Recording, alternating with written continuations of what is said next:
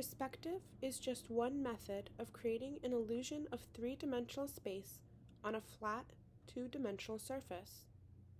There are other ways of creating the illusion of depth, such as shading and overlapping.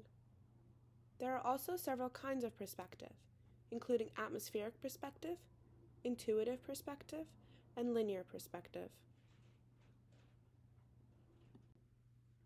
We saw the use of atmospheric perspective in the gardenscape from the Villa of Livia in an earlier module.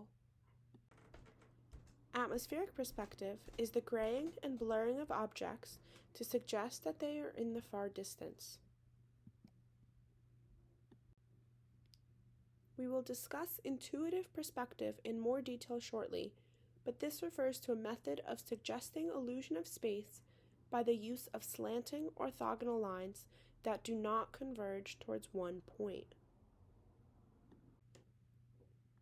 This module focuses on linear perspective, which is a mathematical way of creating an illusion of space or depth.